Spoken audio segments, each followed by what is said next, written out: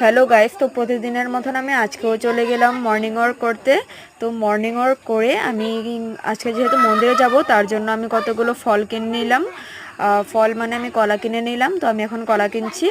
তো কলা কিনে তারপর আমি ঘরে গিয়ে তারপর স্নান করে পূজা দেওয়ার জন্য ফুল তুলে নিলাম। আমি এখন ফুল তুলছি। তো তারপর আমি ফুল তুলে পূজা দিয়ে কমপ্লিট করে তারপর আমি চলে গেলাম মন্দিরের জন্য, রওনা হয়ে গেলাম। আমি এখন মন্দিরে যাব। এই যে আমি এখন মন্দিরে যাওয়ার জন্য বেরিয়ে পড়লাম।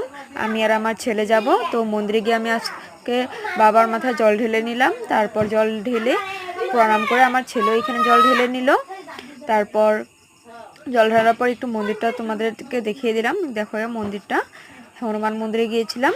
তারপর এসে আমি ব্রেকফাস্টের জন্য লুচি এবং ভাজি করলাম, তার জন্য চা এবং দুপুরে খাওয়ার জন্য এগুলো রান্না করলাম। তো আজকের ব্লগটা এতটুকু ছিল। নেক্সট ব্লগে আবার দেখা হবে। Bye bye. ততক্ষণ পর্যন্ত আমার চ্যানেলটাকে তোমরা সাবস্ক্রাইব করো।